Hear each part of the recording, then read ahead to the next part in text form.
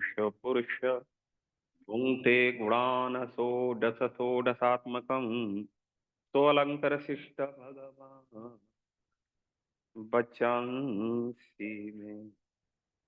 सोऽलङ्कृशिष्ट भगवान् बचांसि मे। पूर्वे गौरचंद्राय राधिकाय तदालय कृष्णाय कृष्ण भक्ताय तद्भक्ताय नमो नमः। तद्भक्ताय नमो नमः।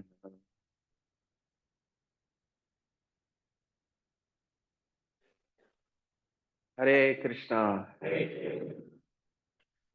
आप सब ठीक ठाक है ना?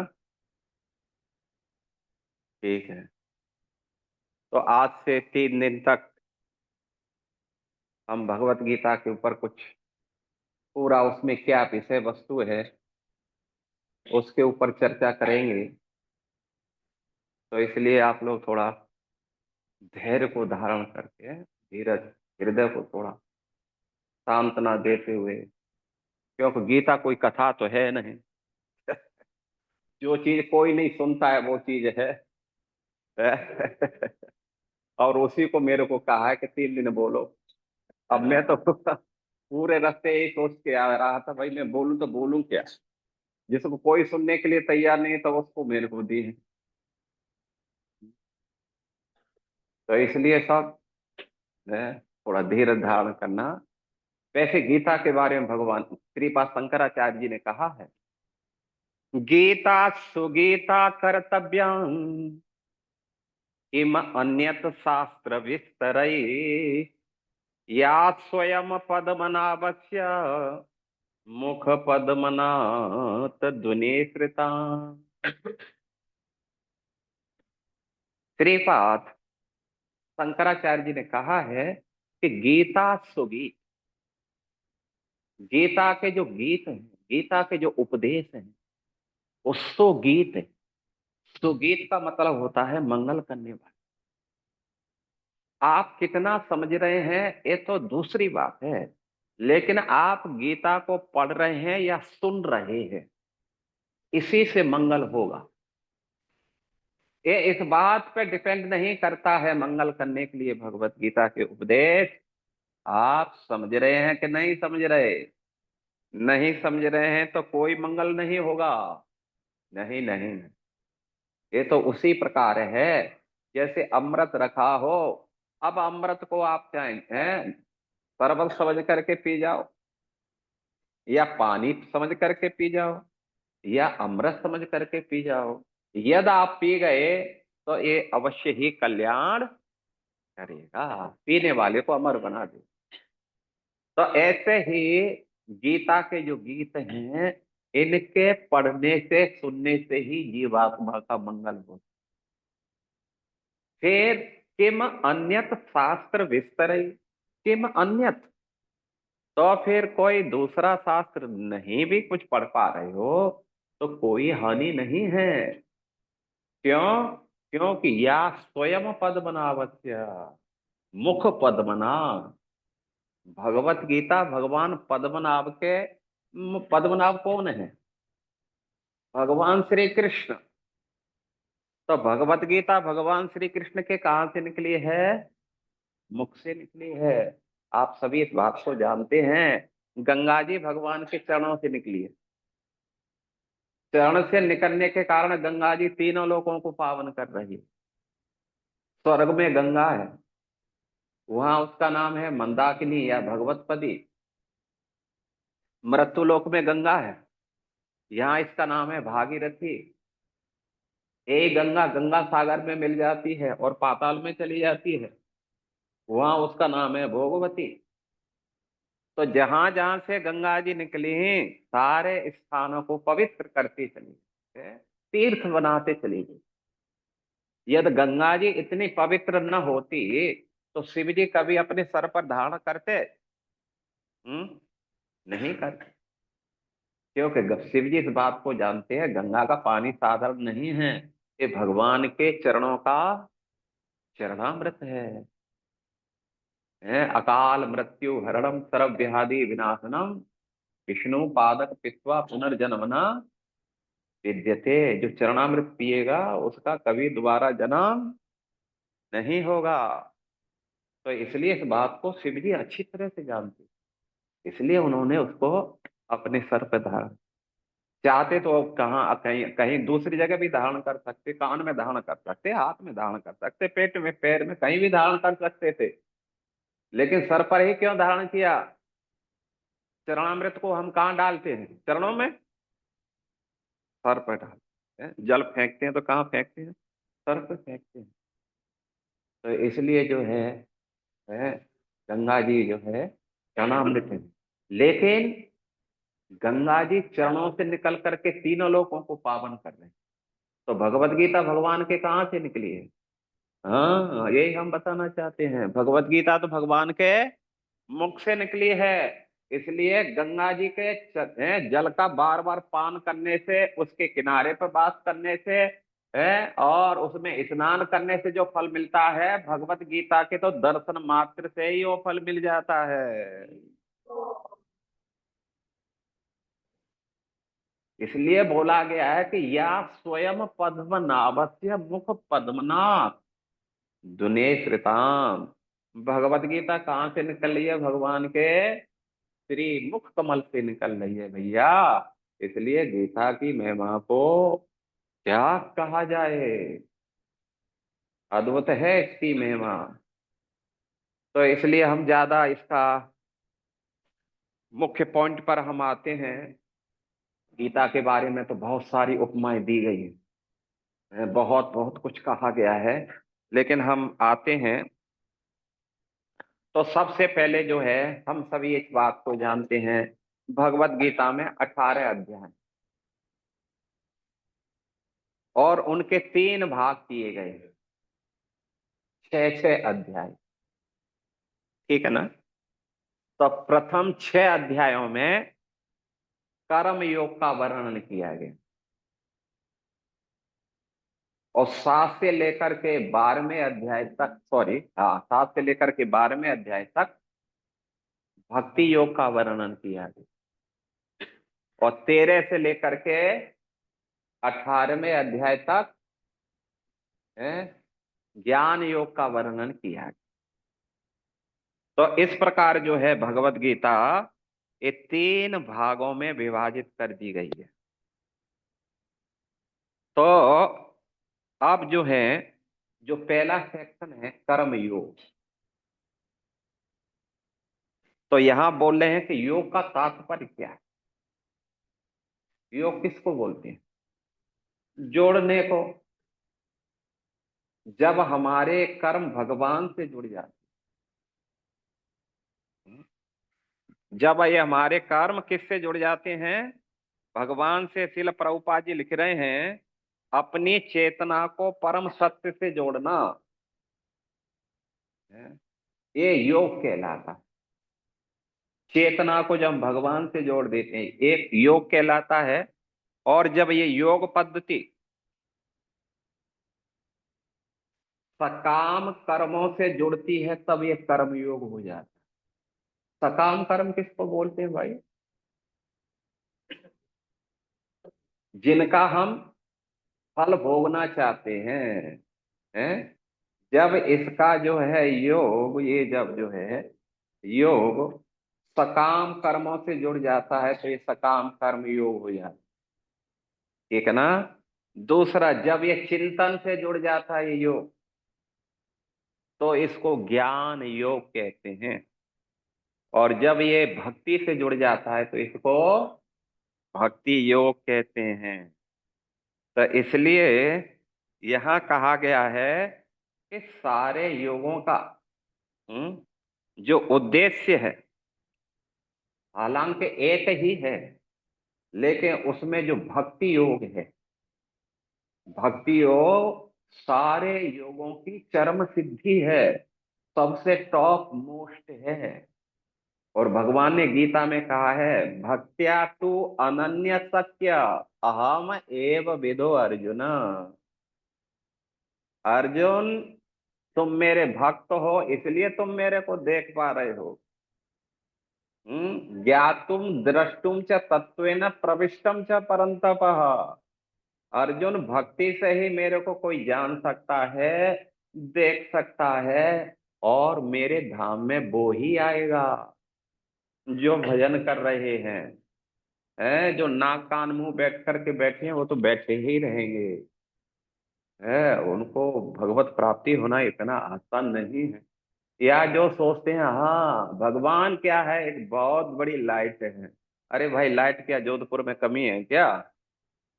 हम्म। तो ये देखना पड़ेगा हमें। इसलिए भगवान जो है भक्ति से ही जाने जा सकते हैं। यहाँ पर जो है बोल रहे हैं, अब बोलते हैं कि ये जो भगवत गीता का जो संदेश है, क्या जरूरत पड़ी है भगवान को संदेश उपदेश देने की। एक ठंडी में जो है सब लोग घरों से नहीं निकल रहे, और भगवान वहां कुरुक्षेत्र के युद्ध में खड़े होकर के उपदेश कर रहे हैं। क्या इतनी जरूरत पड़ गई उनको? हम्म। तो भगवान चाहते हैं, क्या चाहते हैं? भगवान चाहते हैं कि सारे प्राणी उनके प्रति समर्पित हों। सर्वधर्मानि परित्यज्य मामेकं शरणं व्रज, अहम त्वाम सर्व पापेभ्यो मोक्षयिष्यामि मा शुचः। जब तुम समर्पण करोगे मेरे प्रति, हैं, तो भगवान प्रॉमिस कर रहे हैं, अहम त्वाम सर्व पापेभ्यो, जो पाप हमें ताप दे रहा है संसार में। हमने आपसे पहले पूछा था आप सब ठीक हैं, आपने कहा था हम ठीक हैं, लेकिन हम जानते हैं कि कोई ठीक नहीं। बात सही है कि नहीं सही है? सही है, हरे कृष्ण बोल दो। हाँ, बस बस। तो कोई ठीक नहीं है संसार में। थोड़ा बहुत तो कहीं ना कहीं कोई गड़बड़ कर ही दिया है। इसलिए सब पाप से ताप। ताप का मतलब होता है समस्याएं, कष्ट, टेंशन, झगड़े, सब कुछ न कुछ गलती से हमारी से ही है, ये सब कष्ट समस्याएं क्रिएट कर रहे हैं। तो इसलिए भगवान यहाँ चाहते हैं भगवत गीता का उपदेश दे करके, भगवान ये कहना चाहते हैं मानव सारे प्राणियों से कि तुम क्या करो, है, मेरे प्रति समर्पित हो जाओ। या तुम मेरे प्रति समर्पित हो जाएंगे तो भगवान प्रॉमिस कर रहे हैं मैं तुम्हें बचा लूं, फिर तुम्हारा बाल बांका नहीं होने दूंगा, और इतना ही नहीं, अपने धाम में भी मैं लेके जा। तो यहाँ जो है भगवत गीता का मुख्य जो तीन पार्ट दिए गए हैं, कर्म योग, ज्ञान योग और भक्ति योग। तो इन सभी का उद्देश्य कर्म से भक्ति है, भक्ति तक पहुंचना। कैसे हम अपने कार्यों को करते हुए भी है ये भक्ति योग हो जाए, यानी भगवान हमारे कार्यों से प्रसन्न हो जाए। है, ये ही तो कला है, जो है कार्य करने की कुशलता है। किम कर्म किम कर्मेति कवयोप्यत्र मोहिता, भगवान ने कहा है। कर्म का जो खेल है ना, बड़े बड़े लोग इसमें जो है चक्रभू मतलब घूमते रहते हैं, उसकी तरह, भौरे की तरह। तो इसलिए जो कर्म के उसको समझ गया है ना, वो चुटकी में जो है भगवत धाम चला। तो इसलिए भगवान जो है कर्म से भक्ति, ज्ञान से भक्ति और भक्ति से तो भक्ति है, तीनों जो है यहाँ जो वर्णन किया गया है, तो उसका उद्देश्य ऐसे ही है कैसे हम अपने कर्मों को कृष्ण भावनामृत कर्म बना सकते हैं। समझ गए ना इस बात को? है, ऐसे ही जो है ज्ञान से, ज्ञान का मतलब चिंतन, और ये कहाँ तक पहुंच जाता है ज्ञान आपको? ब्रह्म ज्योति तक। लेकिन ये ज्ञान कैसे कृष्ण भावनामृत होकर के और आपको भगवान के धाम ले जाएगा, इस बात की यहाँ पर चर्चा।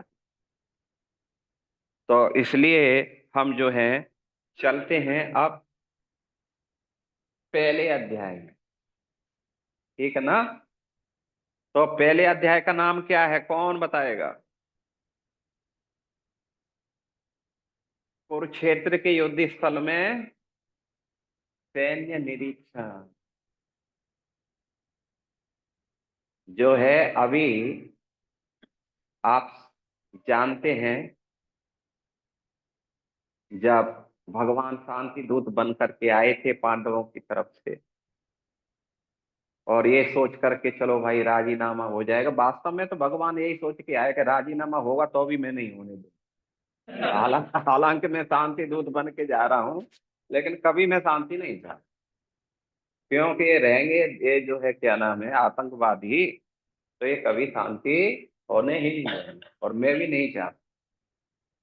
तो भगवान जो है पूरा प्लान करके आए थे कि कैसे भी होगा मैं इस युद्ध को जो है बिल्कुल रोकूंगा, और ये प्रयास भी करेंगे तो अभी मैं उसकी बुद्धि को ऐसे घुमा दूंगा कि बिल्कुल हाँ, आप बोले कि नहीं, युद्ध होना ही चाहिए। तो इसमें जो है पहले अध्याय में टोटल 46 श्लोक है, 46। इस अध्याय का प्रारंभ हो रहा है धृतराष्ट्र के प्रश्न से, ठीक है ना। तो यहां पर जो है धृतराष्ट्र संजय से प्रश्न कर रहा है। तो क्या प्रश्न कर रहा है? तो धृतराष्ट्र ये प्रश्न कर रहा है कि कुरुक्षेत्र के युद्ध स्थल में जो युद्ध की इच्छा को लेकर के उपस्थित हुए हैं, मेरे पुत्र और पांडु के पुत्रों ने क्या किया, ठीक ना। एक प्रश्न था, क्या किया। अब उसमें तो जो पूरा भगवत गीता ही तो उसके अंदर आ जाएगा ना। अब क्या किया तो सब बता रहे हैं। तो यहां पर जो है, क्योंकि धृतराष्ट्र जो है अपने पुत्रों के प्रति उसका थोड़ा लगाव था, थोड़ा क्या लगाव था, फूल लगाव। तो उसको जो है क्यों प्रश्न पूछा कि मेरे पुत्रों ने और पांडवों के पुत्रों ने क्या किया। तो धृतराष्ट्र को ये डाउट हो रहा था कि देखो ये युद्ध जो है कुरुक्षेत्र में हो रहा है, और कुरुक्षेत्र एक तीर्थ स्थल है, समझ रहे ना। तो इसलिए कहीं जो है तीर्थ के प्रभाव से कहीं ऐसा ना हो कि मेरे पुत्र जो है वो भी जो है क्या नाम है भक्त बन जाए। उनको डर था कहीं ऐसा ना हो कि जो है वो जा करके इसको ज्वाइन कर ले। और सुंदर गोपाल प्रभु तो जो है देखते रहते हैं कौन थोड़ा सा उनके चक्कर में फंस गया, बस उसी को माला पकड़ा देते ले हरि। जब तक तो इसलिए धृतराष्ट्र थोड़ा सा शंकाकुल था, है कि मेरे पुत्रों ने और पांडु के पुत्रों ने कहीं राजीनामा तो नहीं कर लिया, हाथ तो नहीं मिला लिया। तो इसी बात को लेकर के जो है क्या नाम है, संजय उनको आगे की बात बताए। बोला नहीं नहीं महाराज, जितना आप जो है जिसको बोल सकते हैं क्या नाम है अपने भाइयों के प्रति, अपने भाइयों के पुत्रों के प्रति जितना आप कठोर है ना, आपसे डबल कठोर आपका पुत्र है। आप चाहते थे तो भाई आधा राज्य दे करके राजीनामा कर सकते थे, दोनों ठीक से रहते थे। लेकिन आप जितना कठोर है ना, आपसे ज्यादा आपका पुत्र कठोर है। इसलिए उन्होंने जो है आगे बता रहे हैं कि दूसरे श्लोक से लेकर के और जो है 11वें श्लोक तक संजय बता रहे हैं कि क्या किया। तो सर्वप्रथम जो है दुर्योधन ने देखा, उन्होंने कहा कि महाराज, जब दुर्योधन ने पांडवों की सेना को, जो सेना की जो व्यूह रचना थी, उसको जब उन्होंने देखा, और जो इस प्रकार लग रही थी मानो समुद्र ही सेना के रूप में उमड़ पड़ा, तो इसको देख करके दुर्योधन का भय प्रकट हो गया। उनको लगा है, जब इनकी सेना की व्यूह रचना इतनी खतरनाक है और जब ये बाण छोड़ेंगे, अस्त्र शस्त्र छोड़ेंगे, तो वो कितने खतरनाक नहीं हो। तो इसलिए दुर्योधन क्या है, थोड़ा उस व्यूह रचना को देख करके डर जाते हैं, और डर करके वो क्या करते हैं, वो जो है द्रोणाचार्य के पास में जाते हैं। किसके लिए? द्रोणाचार्य का आशीर्वाद लेने के लिए नहीं, शिकायत करने के लिए जाते हैं। किसकी शिकायत करना चाहते हैं भाई? अर्जुन की नहीं, क्योंकि इस समय पांडवों की सेना का जो संचालन है कौन कर रहा है? धृष्टद्युम्न कर रहे हैं, द्रौपदी के पुत्र, ठीक है ना। और उन्होंने द्रौपदी के पुत्र जो है धृष्टद्युम्न, उनको अस्त्र शस्त्र की शिक्षा किसने दी? द्रोणाचार्य जी ने दी है। इसलिए दुर्योधन ये बताने के लिए जा रहा है, महाराज है, आपने एक बार पहले गलती कर दी है, जो है अस्त्र शस्त्र चलाने के जो गोपनीय है, जो क्या नाम है, वो सारे रहस्य इसको बता दिए हैं। अब देखो, आपका ही शिष्य होकर के आपके सामने ही आपको मारने के लिए है, किस प्रकार सेना की रचना की है इसने। इसलिए एक गलती तो हो गई, अब दोबारा गलती शिष्य के प्रति नहीं कर बैठना। थोड़ा सावधान रहना। मानव उनको बताना चाहता है, आप जो है शिष्य के प्रति पिघल नहीं जाने का, ये बड़ा खतरनाक है, सावधान रहने का। तो यहाँ पर जो है द्रोणाचार्य की थोड़ा गलती को बताना चाहते हैं दुर्योधन, उनको थोड़ा सा उकसाना भी चाहते हैं। अच्छा, ये बदमाश ऐसा है मेरा शिष्य होकर के और मुझे ही मानना चाहता है। ठीक है दुर्योधन, तुम चिंता ना करो। मानव जो है दुर्योधन ये सोच रहे हैं कि द्रोणाचार्य मुझे कहेंगे कि है तुम चिंता न करो, मैं अब इसके जो है चक्रव्यूह में आने वाला नहीं। लेकिन द्रोणाचार्य तो ऐसा कुछ कहे नहीं। दूसरा बात जो है इसमें वर्णन किया गया है, हालांकि दुर्योधन थोड़ा सा भयभीत तो हो रहा है, लेकिन उन्होंने छुपा लिया है। क्योंकि यदि द्रोणाचार्य को मालूम चलता तो उनको है बोल सकते थे, भैया दुर्योधन तो उनकी सेना को इतना देख करके डर रहा, तो फिर तू युद्ध क्या करेगा भाई, है अच्छा है पहले से ही राजीनामा कर लो। तो इसलिए दुर्योधन अपनी क्या नाम है भय को छिपा करके और बोल रहे हैं कि देखो, सेनाओं की तुलना है, सेनाओं के जो बड़े बड़े वीर हैं उनके नाम बताए उन्होंने, पांडवों की सेना में कौन कौन है और हमारी सेना में कौन कौन है। और फिर उन्होंने क्या किया, तुलना किया, अपर्याप्तम तदस्माकम बलम भीष्म अवरक्षितम, भीम अवरक्षित पर्याप्तम त्वदमेतेषाम बलम भीम अविरक्षतम। तो पहले तो तुलना की है पितामह भीष्म से। अपर्याप्तम, जो हमारी सेना का नायकत्व पितामह भीष्म कर रहे हैं, इसलिए हमारी सेना का जो बल है वो कैसा है, अपर्याप्त है। अपर्याप्त का मतलब अपरिमेय, जिसकी तुलना नहीं की जा सकती। लेकिन वहां पर जो है विश्वनाथ चक्रवर्ती ठाकुर बोलते हैं अपर्याप्त का मतलब पर्याप्त नहीं हो।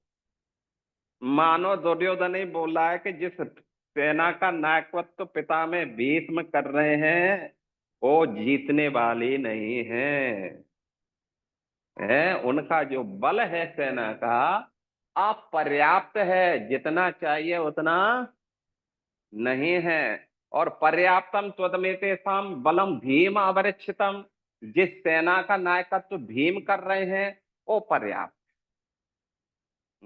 ये मानो तुलना उन्होंने जो है इस प्रकार की ये बता दिया कि जो हमारी सेना में पिता में भीष्म जो है वो कर रहे हैं, इसलिए बहुत अप्रमेय शक्ति है, हमें घबराने की जरूरत नहीं है।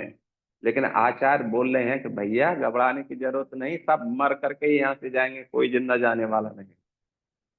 हम्म। इसके बाद में जो है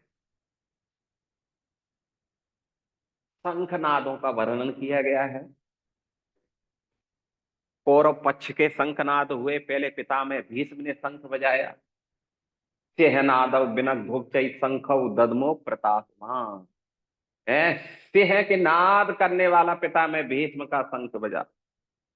तो सिंह की नाद तो जो है हुआ तो शब्द खूब घनघोर हुआ था, लेकिन पांडवों के ऊपर कोई असर नहीं पड़ा। लेकिन यहाँ पर वर्णन किया गया है कि जब पांडवों के पक्ष के शंख ध्वनि हुई, 5 जन्म ऋषिकेश देवदत्त धनंजय है, और पौंड्रम दंभो महाशंख भीमकर्मा वृकोदरा अनंत विजयम राजा कुंती पुत्र युष्ट नकुल सह देव सुगोसमण पुष्पको। जब पांडव सेना के जो शंखनाद हुआ, उससे कौरव सेना के ऊपर क्या प्रभाव हुआ? ये नाद इतना खतरनाक था कि पूरे ब्रह्मांड में भर गया। और उससे क्या हुआ? उस नाद से कौरवों की जो सेना थी, हृदयानी विदारया, उनके हृदय कैसे हो गए उस आवाज को सुन करके? विदारयत, विदीर्ण हो गए हैं। आचार्य बोलते हैं कि बहुत से तो जो है बेहोश होकर के वहीं गिर गए, बहुत सौ के हार्ट अटैक हो गए, और बहुत से तो भाई है, इनके शंख की ये हालत इतना खतरनाक है, इनके बाण कितने खतरनाक होंगे, बहुत से तो युद्ध छोड़ करके भाग। तो इसलिए यहाँ पर जो है शंखों की तुलना की गई है। और उनके पांडवों की सेनाओं के जो शंख हैं उनको दिव्य शंख कहा। मानो भगवान है, शंख बजा करके ये घोषित कर दिए हो कि दुर्योधन, संजय बोल रहे हैं महाराज, जब पांडवों के शंख बजे तो आपके दुर्योधन आदि के हृदय धड़कनें बढ़ गई थी। और मानो उन्होंने ये सूचित कर दिया कि दुर्योधन तुम्हारी कभी भी विजय होने वाली नहीं। इसके बाद में जो है अब आगे जो है अर्जुन के द्वारा सैन्य निरीक्षण, उसके बाद संजय बता रहे हैं जब शंखनाद हो गया तो अर्जुन ने भगवान से कहा कि प्रभु, अब युद्ध तो हमें करना ही है, अब चूंकि हम रणभूमि तो आ ही गए हैं, लेकिन एक बार देख लेते हैं किस किस के साथ युद्ध करना, कौन हमारे समकक्ष है कौन नहीं है, है? ये सारा निरीक्षण कर लेते हैं। तो भगवान ने कहा कि देखो, अच्छी बात है, यही तो समय है, अर्जुन को ऐसी जगह खड़ा करता हूं जहां देख करके उसके सारे घर वाले दिखाई दे, जितना दूर तक दृष्टि डाले सब अपना ही कुटुंब खानदान उसको दिखाई। इसलिए भगवान ने क्या किया, अर्जुन का रथ ले जा करके और उस स्थान पर खड़ा किया जहां सामने ही पिता में भीष्म, गुरु द्रोणाचार्य, कृपाचार्य, सब उनके स्वजन संबंधी आदि हैं। दृष्ट्वा इदम स्वजनम कृष्ण योस्तु समुपस्थितम और सीदंती मम गत्राणि मुखम च परिशुष्यति।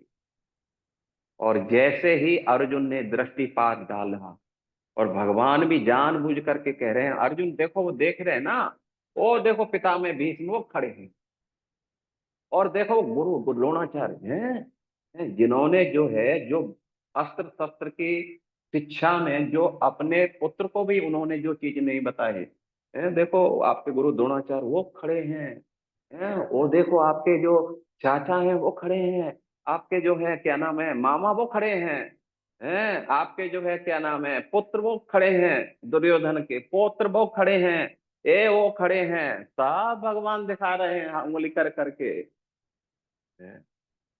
और जैसे ही अर्जुन देखता है, अर्जुन का तो पसीना छूट गया, हाय राम, मैं ये क्या करने जा रहा हूँ, अपने ही कुटुंब खानदान को क्या मैं जो है सबको मार डालूंगा एक छोटे से राज्य के लिए।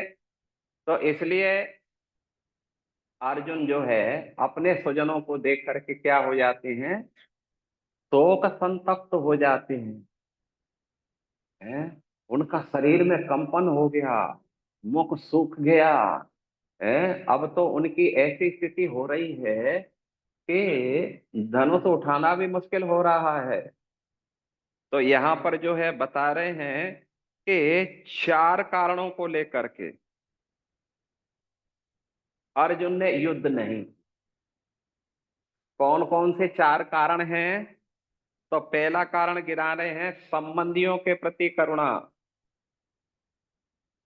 जब उन्होंने देखा कि सब तो अपना ही परिवार है, ए भाई, यदि इनको मैं मार भी दूंगा है, तो राज्य मिल जाएगा। जब कोई होगा नहीं तो मैं अकेला क्या करूंगा, उसके ऊपर नाच थोड़ी करूंगा। अरे भाई, कोई सामान, कोई वस्तु, कोई गाड़ी सब ठीक लगती है ना जब कोई प्रशंसा करने वाला हो। और जब प्रशंसा करने वाले ही नहीं बचेंगे तब तो भाई उससे फिर फायदा क्या। तो इसलिए उन्होंने देखा कि सारे स्वजन हैं, इनको मानना भाई ठीक नहीं। दूसरा कारण दे रहे हैं, दूसरा कारण ये दे रहे हैं कि भाई मान लीजिए विजय मेरे को मिल भी जाती, लेकिन अपने स्वजनों को, सगे संबंधियों को मार करके विजय मिल भी जाएगी तो क्या उससे मुझे आनंद मिलेगा, सुख मिलेगा? नहीं मिलेगा। इसलिए उनको जो है ये दूसरा कारण प्रस्तुत कर रहे हैं। तीसरा कारण दे रहे हैं पाप का भय। यदि मैं अपने स्वजनों को मारूंगा तो इससे क्या लगेगा?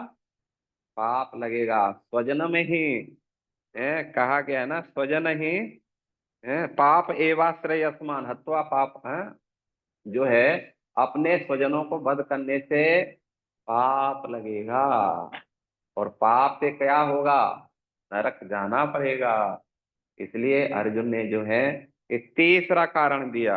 और चौथा कारण दिया कुल का नाश। कुल क्षये प्रणश्यन्ति कुल धर्मा सनातना, धर्मे नष्टे कुलम कृष्ण, अधर्म अविवातोदर है, अविवात कृष्ण प्रदुष्यन्ति कुल स्त्रियां, स्त्रीषु दुष्टासु वासने जायते वर्ण संकर, संकर नरकायव कुल ज्ञानम कुलम च पतंति पितरो येषां लुप्त पिंडोदक क्रिया। कैसे कुल का नाश हो जाता है, ये सारी बात उन्होंने बताई है कि जब वयोवृद्ध ही समाज में नहीं रहेंगे तो फिर अर्जुन मतामत दे रहे हैं कि परिवार की स्त्रियां क्या हो जाती हैं, फिर स्वतंत्र हो जाएंगी। और जब परिवार की स्त्रियां स्वतंत्र होंगी तो फिर कहीं जाने से कोई रोकने वाला तो कोई होगा ही नहीं। क्योंकि हमने देखा है पहले बड़े बूढ़े होते थे, पौर में रहते थे, चबूतरा आगे जो है घर के आगे चबूतरा वहां रहते थे। और थोड़ा भी कोई स्त्री बाहर निकली, ए बहू, ए फलाने देख, ए बहू कहाँ जा रही है, ए थोड़ा पूछना, तुरंत अरे उनकी हालत खराब हो जाती थी। हम्म। और आजकल तो पौड़ी नहीं छोड़ दी, पूछने वाला कौन है? आजकल तो चबूतरे है ही नहीं। सब अपने अपने रूम में, कौन कहाँ गया सब तो आजकल है, पिता उस रूम में, बेटा उस रूम में, दोनों फोन से बात कर रहे हैं, पापा देखो कल फीस बननी है, हाँ ठीक है ले जाने का अब वो मार्केट से फोन कर रहा है कि रूम से फोन कर रहा है, कहाँ से?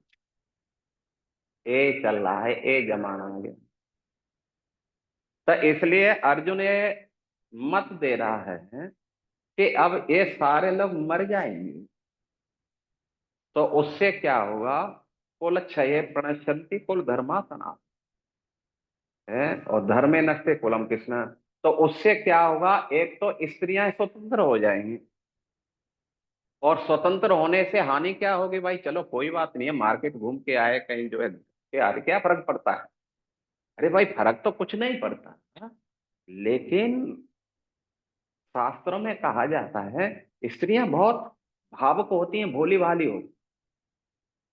और जैसे बच्चा होता है ना, बच्चा को चॉकलेट दो, लो हरी बोल चॉकलेट, तो जो है वो बच्चा आपके पास में आ जाएगा। और एक चॉकलेट दे दिया, उसने टेस्ट ले लिया तुरंत, को दूसरे तो फिर छोड़ के तुरंत से फटाफट आ जाएगा।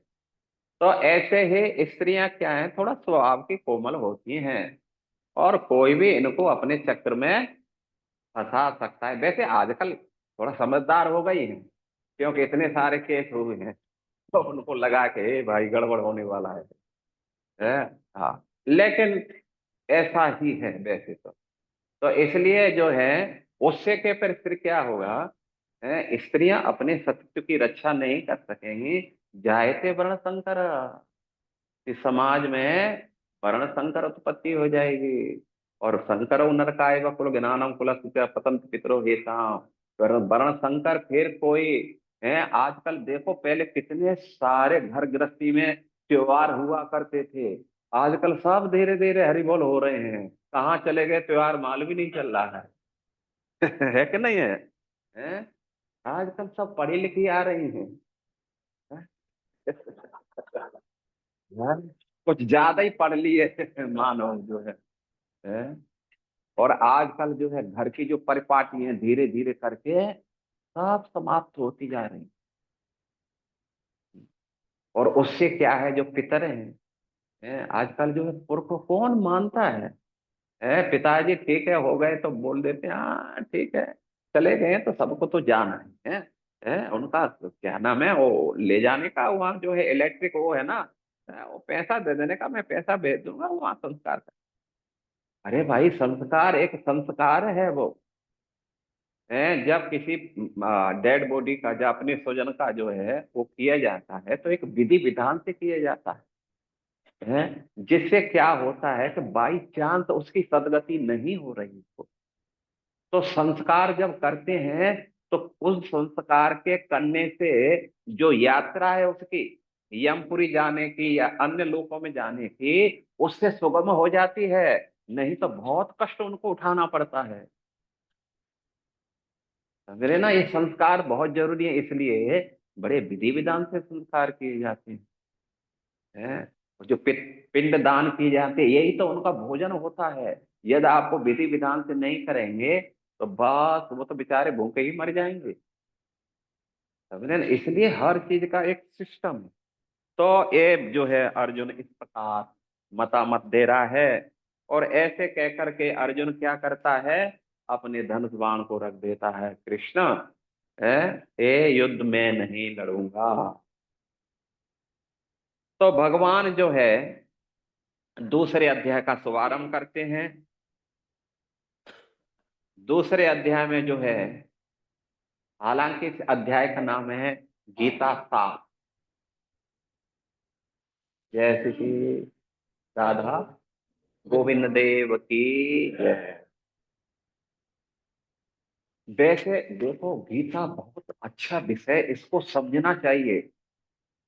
समझे ना, अभी जब मैं पढ़ता हूँ तब मुझे मालूम चला कितना महत्वपूर्ण है। जब मेरा आज मेरे को बोलना पड़ा तो मुझे लगा भाई, देखता हूँ और जैसे ही मैंने देखा मेरी हालत खस्ता हो गई है। मुझे लगा वास्तव में कितना महत्वपूर्ण है। अभी तक हम हल्के से ले रहे थे, लेकिन ये बहुत महत्वपूर्ण है। तो दूसरे अध्याय में क्या है, ये सार है 17 अध्याय का। एक अध्याय तो हो ही गया। दूसरे अध्याय में है कर्म योग, ज्ञान योग, भक्ति योग है, और दूसरा जो है आत्मा और शरीर का ज्ञान है, और सांख्य योग। उन सारे चीज का जो है संक्षेप में वर्णन किया गया है। ठीक है ना। तो दूसरा अध्याय संपूर्ण 18 अध्याय का संक्षिप्तीकरण। तो इसको आप ध्यान से सुनो। तो इसमें जो है सबसे पहले अर्जुन का अपना निर्णय दे रहे हैं कि कृष्ण में युद्ध नहीं लड़ूंगा। क्यों नहीं लड़ूंगा, उसके कारण 4 दे दिए उन्होंने। तो अब भगवान ने देखा, अरे भाई, जब तुझे युद्ध नहीं लड़ना था है, तो फिर तू मुझे लेकर के क्यों आए थे रणभूमि। जब तू पहले से ही मना कर दिया कि भाई मुझे युद्ध नहीं लड़ना, तो हम क्यों आए हैं। अब यदि हम युद्ध नहीं लड़ेंगे तो सब लोग कहेंगे देखा है, वो जो है क्या नाम है, रण छोड़ है, वो कितनी बार रण छोड़ करके भाग गया। ऐसे ही उसका शिष्य है, देखो देख करके जो है डर करके वो भी भाग गया है। जैसा गुरु वैसा चेला। ने कहा यार 2-2 3-3 बार मेरी बेइज्जती हो चुकी है और तू यहाँ भी बेइज्जती कराएगा मेरी, है इसी के लिए लाया मेरे को। अरे वही बोल देता कि मैं कृष्ण युद्ध नहीं करूंगा तो हम रथ क्यों लेके आते हैं। कोई बोल देते भाई है युद्ध नहीं होगा कुछ ही कारण से जो है बीमार पड़ गया कोई ये हो गया वो बहाना मार देते थे, सैकड़ों बहाने थे हमारे पास में। और अब तू बोल रहा है कि ये है सबके सामने आकर के युद्ध नहीं करूंगा। तो भगवान ने छोटी सी डांट मार रहे हैं, कुतुस्त्वा कसमल इदम विषमे समुपस्थितम। ये जो है आपके अंदर ये जो गंदगी भरी गंदगी आहे है कि मैं युद्ध नहीं कर। अरे भाई क्षत्रिय होता है जो एक बार रणभूमि में आ गया उसका पैर आगे बढ़ गया तो फिर पीछे हटता नहीं, चाहे उसे सर ही क्यों नहीं कलम करना। तो इसलिए भगवान क्या कर रहे हैं, अर्जुन को छोटी सी डांट मार रहे हैं और उसकी जो तथाकथित करुणा है, क्लेब्यम मां स्मग पार्थ नेतत्वे प्रपद्यते क्षुद्रम हृदय दौर्बल्यम। तेरी जो करुणा है कि स्वजनों को देख करके मैं कैसे इनका वध करूंगा। अरे कृष्ण तू बता, तू बोलता है कि इनको मार, मैं तुझे पूछता हूं कि तेरे गुरुजी तेरे सामने आ जाएंगे और तू क्या उनके ऊपर बंदूक चलाएगा। तू मुझसे बोल रहा है कृपाचार द्रोणाचार है इनको मारो, है ये पितामह है इनको मारो, क्या तू अपने स्वजन का किसी का वध करेगा ऐसे। है कि मैं ही मूर्ख मिला हूं मुझे को बोल रहा है तू मारो। तो इसलिए यहाँ पर जो है मानो भगवान कह रहे हैं अरे मूर्ख अर्जुन, वास्तव में क्षुद्र हृदय दौर्बल्यम एक करुणा नहीं है, ये हृदय की दुर्बलता है। ये तेरे हृदय की दुर्बलता है, क्योंकि यदि तू इनको नहीं मारेगा तो बात तो यह है कि मरना तो सबको है ही है। अद्य वा शताब्दे वा प्राणी नाम मृत्यु नाम ध्रुवम। कोई आज नहीं तो कोई 10 साल कोई 100 साल, लेकिन सबका तो हरि बोल होने वाला है। दूसरी बात यह है, रहा इनकी बात, इन ये जो है दुर्योधन का साथ दे रहे हैं, इसलिए शास्त्रों में कहा जाता है जो पाप करता है वो तो सजा का पात्र होता ही है, लेकिन पाप करने में जो सहयोग करते हैं वो भी बराबर अधिकारी होते हैं, वो भी बराबर के भागीदार होते हैं। इसलिए इन कौरवों ने क्योंकि दुर्योधन का साथ दे रहे, अब यदि तुम इनको नहीं मारते हो तो चूंकि इन्होंने पाप तो किया है और उसका परिणाम होगा इनको नरक में सड़ना पड़ेगा, मानो भगवान ये कह रहे हैं।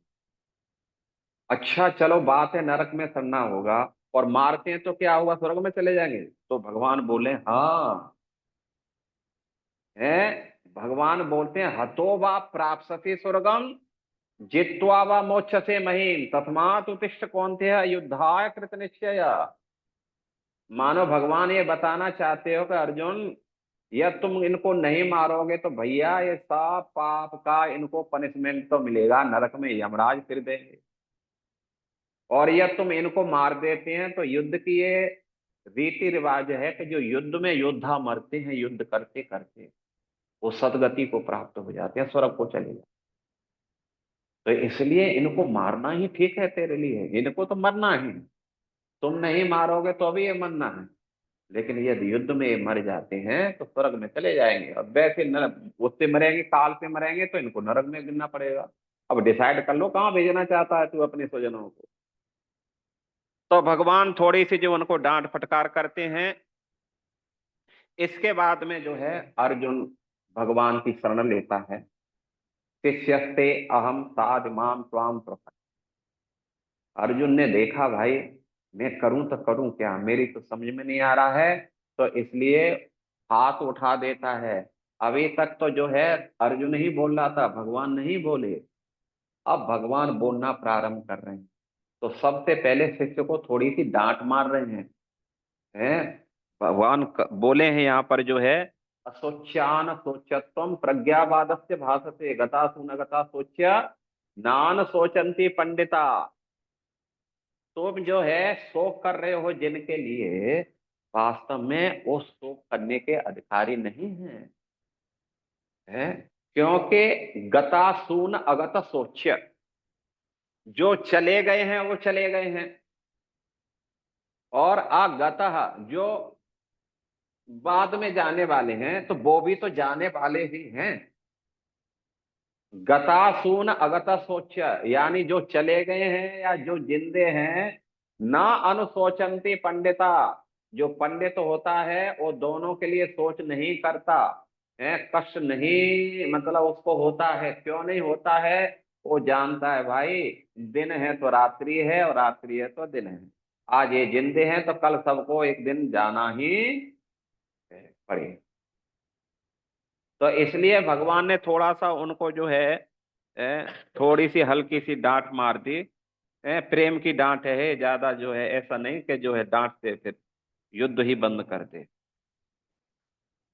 तो कभी कभी शिष्य मारते हैं, ऐसी छोटी मोटी डांट मार देते हैं, देखता है गुरुजी मारते हैं शिष्यों को, ये उत्पात कर रहा है, सेवा करता नहीं है, बहाने मार देता है, तो फिर थोड़ा सा हल्की सी मारते हैं, लेकिन ये डांट शिष्य के कल्याण के लिए।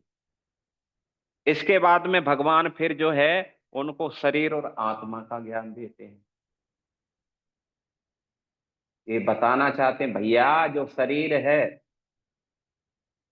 शरीर का एक न एक दिन नाश होगा ही होगा, लेकिन आत्मा हाँ कभी मरती नहीं। तो इसलिए यहाँ पर जो है आत्मा और शरीर का बहुत सुंदर जो है भगवान ने ज्ञान दिया है, जिसके बारे में आत्मा को अविनाशी कहा है और शरीर को विनाशी कहा। और इसके लिए उन्होंने कहा कि अविनाशी तु तद्विद्धि येन सर्व इदम ततम, विनाशम अव्यस्य न कश्चित कर्तुम अर्हति। अविनाशी तद्विद्धि येन सर्व इदम ततम, जो सारे जीवों के अंदर जो आत्मा है वो कैसी है? अविनाशी है। अविनाशी का मतलब जिसका नाश नहीं होता है। और शरीर जो देख रहे हैं, ये सब का नाश तो हो ही रहा है भाई। जब हम बचपन में थे, हैं, तब जो है हम 10-11 साल के हुए तो बचपन का तो शरीर नाश हो गया कि नहीं हो गया? और जब हम 25 साल के हो गए तो वो नाश हो गया, वो हरि बोल हो गया, है कि नहीं? और जब 50 साल के हुए तब जवानी भी कहाँ चली गई, और जब 80 साल के हुए तो फिर वो भी कहाँ चला गया है? तो शरीर तो हमारा मर ही रहा है। भगवान ने गीता में कहा है ना, हानि हानि भूतानि गच्छन्ति यम। सूर्य पूरब में निकलता है, पश्चिम में अस्त हो जाता है, एक दिन क्या हो गया? मर गए। होता है कि नहीं होता है? हम बोलते हैं ना, अब देखो जी महाराज हम अब 25 साल, अरे 25 साल के हो नहीं गए, 25 साल कम हो गई। हाँ, 25 साल कम हो गई है। हम तो बर्थडे मना रहे हैं, अच्छा है देखो हर साल जल्दी जल्दी आए हमारा बर्थडे, जिस दिन एक दिन राम नाम सत्य हो। अरे भाई बर्थडे किस चीज का मना रहे हो आप? लोग कितना प्रेम से मनाते हैं, लेकिन जान लो भैया ये कम हो गया है आपकी आयु में से। आपकी 70 साल की है, 25 साल के हो गए तो इसका मतलब है आप कितना बचा है? 45 साल बचा, गए काम से। तो इसलिए बर्थडे मनाना कम कर दो, नहीं तो जल्दी जल्दी रिवॉल्व हो जाएगा। हैं? तो भगवान ने यहाँ पर जो है ये बात आत्मा के लिए और शरीर के लिए कहा कि देखो भैया, शरीर तो नष्ट होगा, आज नहीं तो कल, उसकी तो एक खास। और शरीर की उपमा भगवान ने वस्त्र से दी। किससे दी है?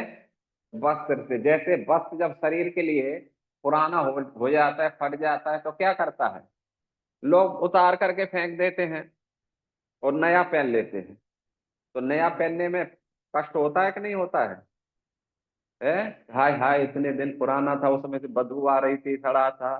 कितना अच्छा था, कितने दिन से मैं साथ में रखा। और उसको फेंकने में दर्द होता है कि नहीं होता है? हम्म। और ये तो नया है, अभी कितना साथ देगा मेरा, इसकी क्या गारंटी है भाई? सबको प्रसन्नता होती है, नए कपड़े पहने में प्रसन्नता होती है कि नहीं होती है? प्रसन्नता होती है। पुराने को कहीं फेंक दे, तुरंत उठा के फेंक दे। तो ऐसे ही भगवान बोले भैया, ये सब इनके शरीर पुराने पड़ गए हैं, अब इनको नया शरीर दे दिया जाएगा तो आपको जो है कष्ट होना चाहिए या सुखी होना चाहिए? आपको तो सुख होना चाहिए कि चलो अब इनको नया शरीर प्राप्त हो जाएगा। तो इस प्रकार भगवान जो है शरीर आत्मा के जो है फिर गुणों का वर्णन करते हैं। और इसके बाद में ये बात कह देते हैं कि देखो भाई, जिसने जन्म लिया है, जन्म के साथ साथ ही किसका जन्म हो जाता है? मृत्यु का जन्म हो जाता है। जातस्य ही ध्रुव मृत्यु। जिस दिन हमारा जन्म हुआ था, मृत्यु भी उसी दिन जन्म ले चुकी थी। क्या बात कर रहे हैं महाराज? हाँ, हम बात नहीं कर रहे हैं, बात सही है? मृत्यु तो हमें दिखाई नहीं दी। कोई बात नहीं है, ये उसकी मेहरबानी है कि दिखाई नहीं दे रही है, नहीं तो पहले पहले चले जाओगे आप जिस दिन दिखाई देगा। है? नहीं दिखाई दे रही थी, उसकी कृपा है ना। लेकिन ये बात सत्य है कि मृत्यु हमारे साथ साथ में है। तो इसलिए भगवान ये बात बताना चाहते हैं, अर्जुन, जिस दिन जन्म हुआ प्राणी का उस दिन मृत्यु निश्चित हो गई है, वो भी साथ साथ में जन्म ले चुके हैं। और जिसका जन्म हुआ है उसकी मृत्यु, और मृत्यु के बाद जन्म निश्चित है। तो अपरिहार्य, जिससे बच नहीं सकते हो, कोई बचा मृत्यु से? कोई नहीं बचा। तो फिर क्यों तुम शोक कर रहे हो भाई? हाय हाय दैया। है? हम देखते हैं कोई प्राणी चला जाता है, होना तो ये चाहिए कि हमें जो है उनके लिए थोड़ा कीर्तन करना चाहिए। है? बजाय कीर्तन तो करेंगे नहीं और रोना धोना शुरू करेंगे, हाय दादा तू कहाँ चला गया, हाय हाय। अरे जो है और फलाने तू आई हो, बहना तू, मम्मी तू, पापा तू, और सब बैठ करके उसके सामने रो रहे हैं। अब वो बेचारा मर भी गया है तो सोच रहे यार, ये तो बहुत दुखी होंगे मेरे बिना। है? तो जब जीवात्मा जब कोई शरीर छोड़ता है, तो उसको जो है, जब हम रोते हैं ना, तो 100% जान लो उसकी सदगति नहीं होगी। इसलिए शास्त्र में कहा जाता है कि जब कोई शरीर छोड़ रहा हो तो जोर जोर से कीर्तन करो। यदि किसी कारण से उसकी सदगति नहीं भी हो रही हो, लेकिन आपके मुख से जो कीर्तन होगा 100% गारंटी है उसकी सदगति हो जाएगी।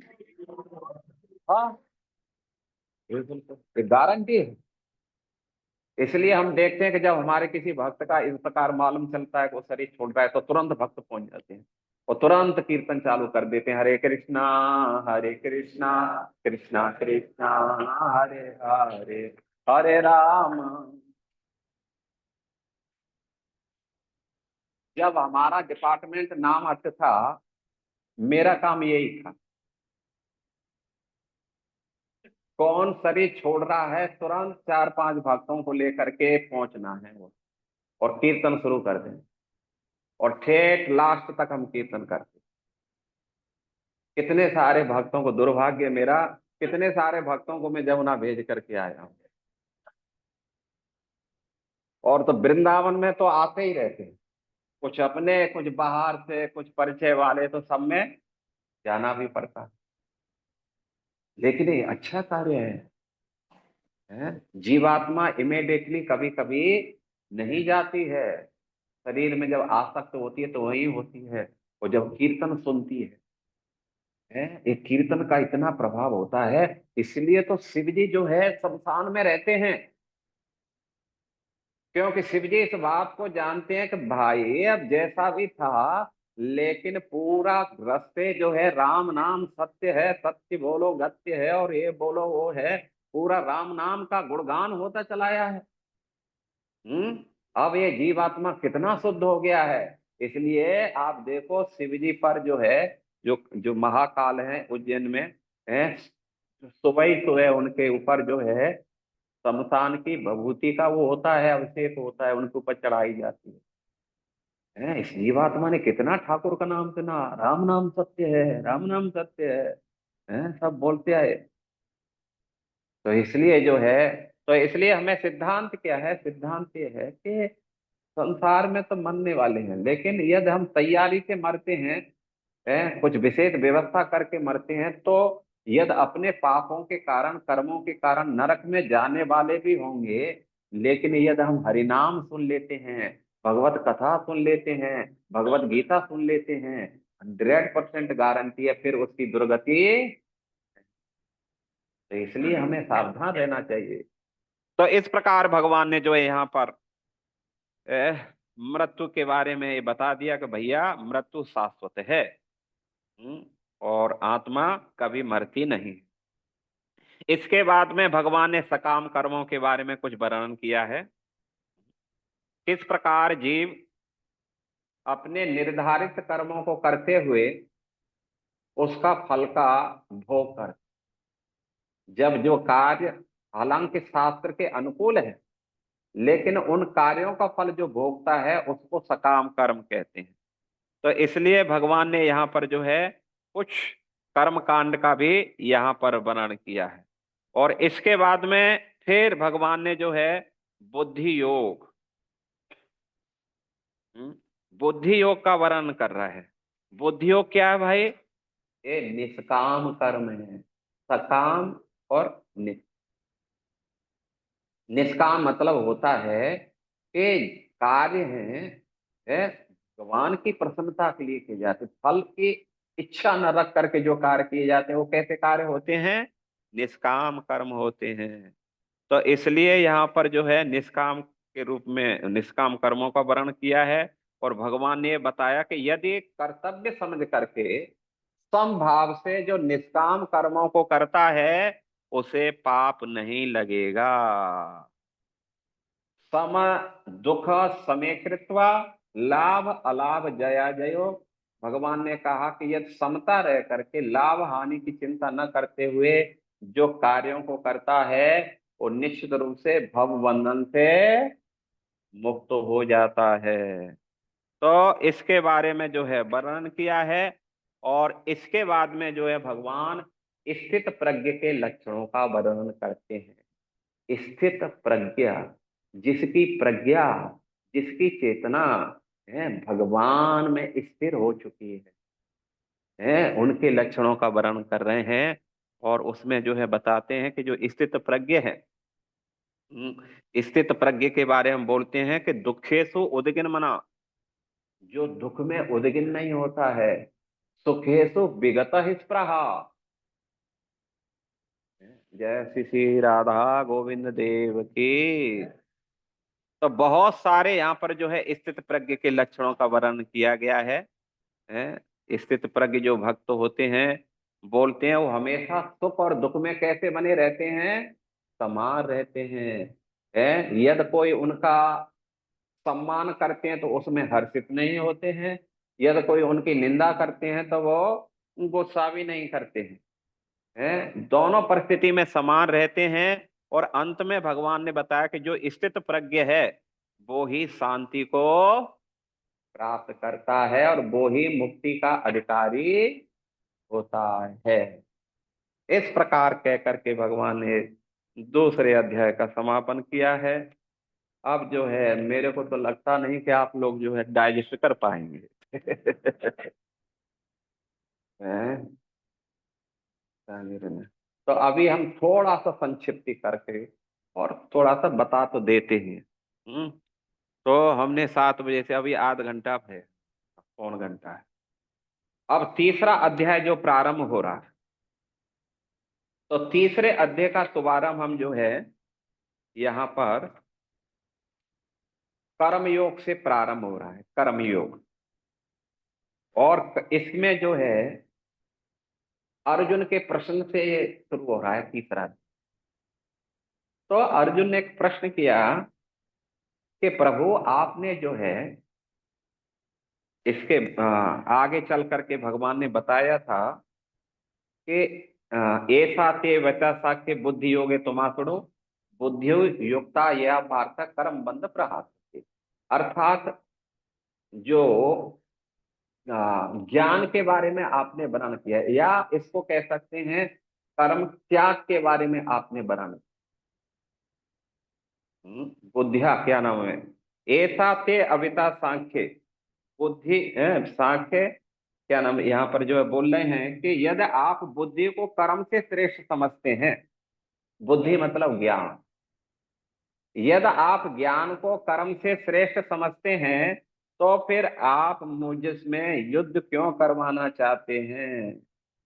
यानी ज्ञान श्रेष्ठ है आपका ऐसा कहना है। बुद्धि युक्ता यया पार्थ कर्म बंध प्रहासते है, जो है क्या नाम है, जो बुद्धि से काम करता है जो ज्ञान में स्थित होकर के कार्य करता है, वो जो है उसको फिर कर्म का बंधन नहीं लागू होता उसके ऊपर। तो अर्जुन ने प्रश्न कर दिया, जब जो है ज्ञान इतना ही श्रेष्ठ है तो फिर आप मुझे इतना बड़े नरसंहार में क्यों लगाना चाहते हो प्रभु। है तो भगवान जो है उसको ये अब अलग अलग प्रकार से उसके बारे में इसमें बता रहे। तो पहले तो बात ये बताना चाहते हैं कि भगवान बोलते हैं कि ज्ञान योगी दो प्रकार के पुरुष हैं, एक ज्ञान योगी एक कर्म योगी। ज्ञान योगी का मतलब होता है जो कर्म का त्याग कर देता है, और कर्मयोगी जो निराधार कार्य करता है। तो बोलते हैं इसमें जो है कि अर्जुन, हो सकता है कि तू ज्ञान में श्रेष्ठ हो सकता, लेकिन तू अभी क्या है, तू क्षत्रिय है, और वे क्षत्रिय होने के कारण तेरे लिए ज्ञान से श्रेष्ठ होगा। तुम क्या करो जो है भगवान बोल रहे हैं तेरे लिए श्रेष्ठ होगा कि तू निष्काम कर्म है उसमें जो है भाग ले, अर्थात इस युद्ध को लड़। भगवान ये बताना चाहते कि अब ज्ञानियों के लिए वैराग्य की बहुत जरूरत है। समझ रहे हैं, जो ज्ञानी लोग होते हैं बहुत वैरागी होते हैं। और चूंकि अर्जुन तो एक क्षत्रिय है, एक राजपुत्र है तो इसलिए उनको बताना चाहते हैं कि देखो एक क्षत्रिय के लिए विषयों से वैराग होना इतना आसान नहीं है। और हो सकता है कि तू चूंकि भक्त है तो हो सकता है कि तेरी विषयों में जो है आसक्ति नहीं हो, फिर भी जैसा मैं कहता हूं तेरे लिए श्रेष्ठ कर होगा कि तू जो है निष्काम कर्म कर, अर्थात कार्यों को कर लेकिन उसमें फल की इच्छा मत रख। तो इस प्रकार भगवान जो है यहाँ पर बोल रहे हैं, और अर्जुन को यही बताना चाहते हैं कि जो निष्काम कर्म योग है अर्जुन के लिए ज्ञान योग से बेहतर है, श्रेष्ठतर है। तो क्या अर्जुन के लिए श्रेष्ठतर है तो दूसरों के लिए, तो भगवान ये बताना चाहते हैं दूसरों के लिए भी बजाय ज्ञान के अनुशीलन से कर्मों का, ज्ञान का मतलब कर्मों का त्याग कर देना। क्योंकि ज्ञानियों का ऐसा मानना है कि कर्म ही बंधन का कारण होते हैं, इसलिए जब हम कर्म ही न करेंगे तो फिर बंधन कहां से होगा हमारे। लेकिन भगवान बोल रहे हैं, आगे चल करके भगवान ये बताना चाहते हैं कि देखो वास्तव में हमारा जो शरीर की जो रचना है इस प्रकार बनाई गई है कि कोई भी कर्म किए बिना रह नहीं सकता। क्या बात बोल करते हैं रात्रि में तो हम सो जाते हैं, क्या करते हैं महाराज, रात्रि में तो सोते हैं, उस समय हम कौन सा कर्म कर रहे हैं। रात्रि में भी कर्म करते हैं, सोना भी तो एक कर्म है कि नहीं, एक क्रिया हो रही है कि नहीं हो रही है। हम बोलते हैं यार बड़ी नींद आ गया, जबरदस्त में इतना सोया है, तो फ्रेश हो गए एकदम। तो भाई कुछ क्रिया तो हुई ना, है आपको अच्छी नींद आई, आप अपने को अच्छा समझ पा रहे हैं। और नींद नहीं आती तो बोलते हैं "ये यार कहा बिल्कुल नींद नहीं आई, सारी रात करवट बदलता"। तो वो भी एक क्रिया है। इसलिए भगवान यहाँ पर बोल रहे हैं कि कार्य न करने से अच्छा है कार्य करो।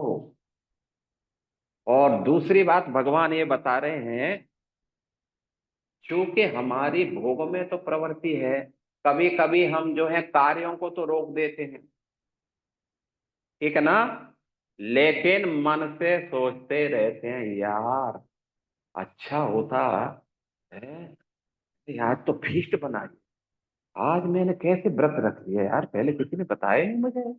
हैं? आज कल रख लेते, उसमें कौन सी बात थी। हैं? तो भाई इससे अच्छा है कि व्रत रखे हो और फीस्ट पे जाओ, ओए आज तो रसमलाई है, अरे आज तो है ये सारी आइटम बनाई है, पनीर सब्जी, रसमलाई, ये, अरे भैया अच्छा है तुम खा लो, उसको करे व्रत को छोड़ो, दे गोली मारो उसको, है दो चार माला एक्स्ट्रा कर लो लेकिन खा पी करके और जब करो भर सेवा करो अपना। तो कभी कभी हम देखते हैं कि कार्य करना तो बंद कर देते हैं और अपने को दिखाते हैं कि जी हमने पूरा परित्याग कर दिया, कर्म अब हम कर्म नहीं करेंगे। है तो भैया कर्म का परित्याग तो नहीं कर सकते हो, क्यों नहीं कर सकते हो, तो खाना वो भी तो एक क्रिया हो रही है, कैसे कर सकते हो। और मान लीजिए आपने बाहर से इंद्रियों को तो रोक लिया है, लेकिन मन तो लड्डू जो है, मन में तो लड्डू फूट रहे हैं, अच्छा होता है यार आज में है, ये नहीं करता तो जो है इतना अच्छा प्रसाद मिलता मुझे, तो फिर अच्छा होता है कि तुम खा पी लो। तो इसलिए भगवान बोलते हैं कि जो व्यक्ति जो है कर्मेंद्रियाणी संयम्य, भाई इंद्रियां दी हैं कार्य करने के लिए, दी हैं हमें, हाथों से भगवान के मंदिर मार्जन करो, ये हाथों की है गति सदगति हो जाएगी, हाथों का कार्य यही है भगवान के मंदिर का सफाई है। पैरों का कार्य है भगवान के मंदिर तक चल करके जाओ, आंख का काम है भगवान के सुंदर सुंदर विग्रहों के दर्शन करो, और कानों को काम है भगवान के कथा कीर्तन सुनो, जीव का काम है प्रसाद खाओ हरिगुण गाओ। बजाय इसको जो है आंख मीट बंद करके जो है कुछ नहीं करूंगा, है और मन तो जो है आपका दौड़ रहा है पूछता हूँ कुंदनलाल प्रभु से क्या बनाया आज के दिन में, है? तो फिर ऐसे कर्म न करने से तो पाप मतलब आपको अच्छा तो नहीं मिलेगा लेकिन नुकसान जरूर होगा। भगवान बोलते हैं मिथ्याचार सा उच्चते है, वो मिथ्याचारी है, उसको पनिशमेंट मिलेगी। तो इसके बारे में बता करके अब भगवान जो है आदर्श प्रस्तुत कर रहे हैं, निष्काम कर्म, कर्म न करने से अच्छा है आप कर्म करो। और कर्म कैसा करो, जो है निष्काम, मतलब अपनी कामना मत उसमें रखो। समझ रहे हैं? भगवान ने अर्जुन से ये कहा ततो युद्धा युज्य नैवम पापम अवस्थिति, अर्जुन तुम क्षत्रिय हो, क्षत्रिय का धर्म है युद्ध करना, तुम युद्ध करो। मानो अर्जुन पूछे जीत के लिए, नहीं नहीं, जीत के लिए आपके हाथ में जीत है नहीं। अच्छा, तो हार के लिए बोला वो भी तुम्हारे हाथ में, तुम क्षत्रिय हो, क्षत्रिय का धर्म है युद्ध करना, ततो युद्धा युज्यस्य, इसलिए युद्ध के लिए युद्ध करो। उससे क्या होगा, नैवम पापम अवाप्स्यति, तुम्हें पाप नहीं लगेगा। तो इसलिए भगवान यहाँ बोलते हैं कि हमें कर्म करना चाहिए और कर्म के फल को भगवान को अर्पण करना चाहिए। इसको करने से क्या होगा, इसको करने से बोलते हैं भगवान कि ऐसा कर्म करोगे तो कर्म के फल से तुम मुक्त हो जाओगे। यज्ञ अर्थात कर्मणो अन्यत्र लोको अयम कर्म बंधनः, यदि हम भगवान की प्रसन्नता के लिए कार्य करते हैं तो कर्म के बंधन से क्या हो जाएंगे, मुक्त हो जाएंगे। और यज्ञ अर्थात कर्मणों ने तो लोकोयम कर्म बंधन तदर्थम कर्म कौनते है मुक्त संग समाचार, मुक्त असंग, अर्थात कर्म के फल से मुक्त होकर के कार्य करो। ऐसे कार्य करने से तुम्हारा भव बंधन खत्म हो जाएगा। इस प्रकार भगवान ने निष्काम कर्म योग को यहां पर स्थापित किया। आगे चल करके बोल रहे हैं, इस संसार का एक सबसे बड़ा शत्रु है कौन है जी? है हमारे पड़ोस में। हाँ है तो सही लग रहा है, उसी की बात कर रहे हैं क्या? नहीं नहीं, है वो हमारे पड़ोस में तो वो तो दूसरा है, हम सभी के साथ रहता है, और वो है काम, विषयों की भोगने की चाह। भगवान ने बोला है ये सबसे बड़ा खतरनाक शत्रु है। काम ऐसा, क्रोध ऐसा, रजोगुण समद्भव, महासनो महापापमा विद्या एन यह बैरिणा। महासना और महापापमा दो विशेषण दिए काम के लिए, क्रोध के लिए, और दोनों ही सबके पास में है। सबके पास है कि नहीं है? भगवान ने आगे चल करके इसको नरक का हाईवे कहा है। यदि किसी को नरक में जाना है तो उसको कोई टेंशन लेने की जरूरत नहीं है। वो जो है क्या नाम है, नेशनल हाईवे काम को पकड़ ले, या नेशनल हाईवे जो है क्या नाम है, लोभ को पकड़ लिया, क्रोध को पकड़ ले, है और सीधा वो कहाँ चला जाएगा? नरक में चला जाएगा। त्रिविध नरकस्येदम द्वारम नासनात्मना काम क्रोध तथा लोभ, ये नरक के हाईवे। और यही बात यहाँ पर भगवान बोल रहे हैं कि सबसे बड़ा शत्रु है हमारा विषयों के प्रति भोगों की इच्छा। इसको दो विशेषण दे करके भगवान ने कहा महासना महापापमा। असन का मतलब होता है सर्वभक्षी, है जहां काम सवार हो जाता है उसका सब भजन पूजन को चट कर जाता है। और देखते हैं कि कई बार जो है अच्छे अच्छे भक्त आते हैं, लेकिन कभी कभी वो देखते हैं कभी जाल में फंस जाते हैं, और उसके बाद में कहाँ चले जाते हैं, सालों सालों दर्शन नहीं होते हैं। फिर वृंदावन में सैकड़ों ऐसे भक्त आएंगे, खूब धूमधाम मचाएंगे, और जैसे उनको मौका मिलता है ले लेवा के भाग जाएंगे। मानो उनका लक्ष्य यही था, भगवान ने पूरा कर दिया। है, भगवान बोलते चल भाई पकड़ तू ये, टेंशन मत लो, ना टेंशन दे किसी को। तू सुखी रहे, हम सुखी नहीं है। तो ये महासन है, महासन का मतलब सब चट कर जाएगा कि ये कराए। महापापमा, जिसके ऊपर काम सवार होता है वो कैसा भी पाप करा दे। महापाप है, जो नहीं करना चाहिए वो भी करा दे। तो इसलिए भगवान ने जो है काम को मनुष्य का सबसे बड़ा शत्रु कहा है। तो इसलिए यहाँ पर जो है भगवान ने कहा इस काम को कैसे विजय प्राप्त करना है। तस्मात् इंद्रियाणी आदौ नियम्य भरतर्षभ। भैया काम इंद्रियों के माध्यम से, द्वारों से जाता है अंदर। आंख देखने से सुंदर रूप को देख रही है, बस गया काम से वो। कान फिल्मी, हाँ है, थोड़ा सा भी जो है कोई बाहर का गाने का वो आ जाए ना, कितने भी कथा कीर्तन में बैठे हैं, कान एक खींच के लेके जाए कहाँ बैठा है कि चले। होता है कि नहीं होता है?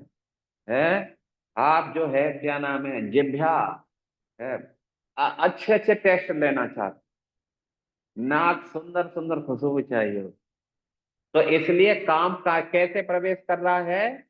इंद्रियों के द्वार से प्रवेश कर रहा है। इसलिए भगवान यहाँ पर बोलते हैं तुम क्या करो, इंद्रियाणी आदौ नियम्य भरतर्षभ। ठीक है ना? इस काम को यदि तुम्हें जीतना है तो आप शुरू में क्या करो, इंद्रियों को बस में कर लो भाई, है। नियम्य भरत भरत भरत भरत पापमानम प्रजहीनम ज्ञान विज्ञान नाशनम, क्योंकि ये काम जो है ज्ञान को और जो है सबको नष्ट कर दे। इसलिए व्यक्ति का सबसे बड़ा शत्रु है काम। और इस काम पर कैसे विजय प्राप्त की जाएगी, तो भगवान यहाँ पर बोल रहे हैं। हाँ, एक मिनट। यस।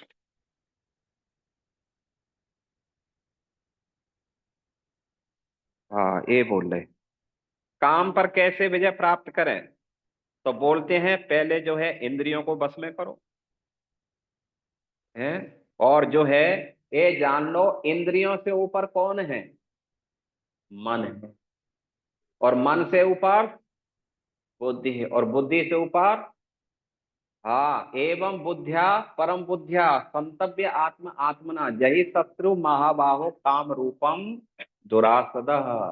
आप आत्मा हैं, आप इंद्रिय नहीं हैं, है। आप मन नहीं हैं, आप बुद्धि नहीं हैं। आत्मा सबसे ऊपर रहता है। इसलिए आप क्या हैं, आत्मा। और आत्मा समझ करके जानो भाई, मैं आत्मा हूं, यही शत्रु महाबाहो काम रूपम दुरासदम।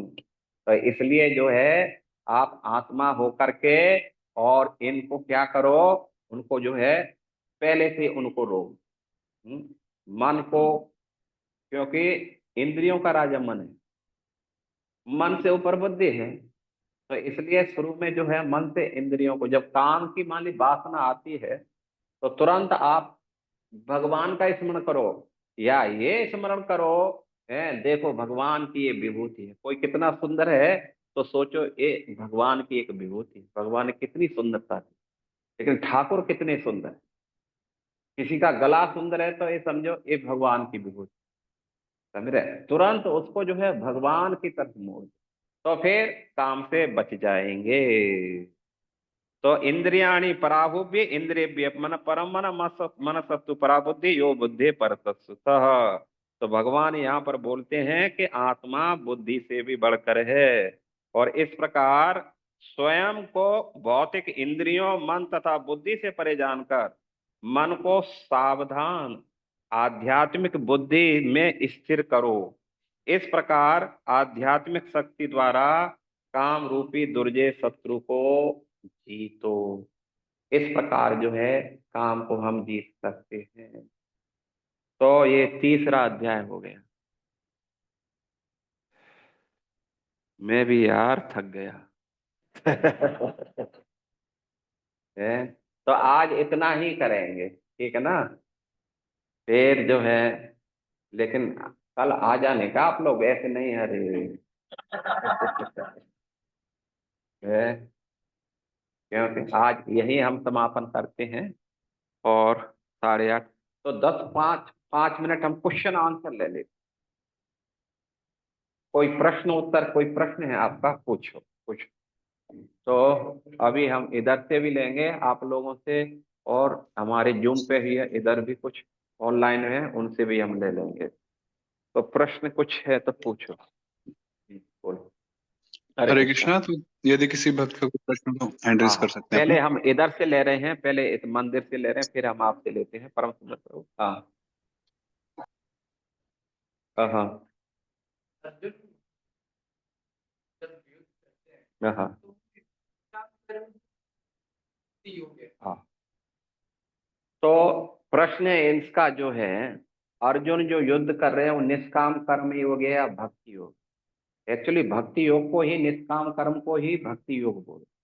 निष्काम, निष्काम मतलब काम, उसकी कोई कामना नहीं है कि इस युद्ध करके मुझे राजा बनूंगा, या विजय का मेरे मतलब वो होगा, मुझे बेनिफिट मिलेगी।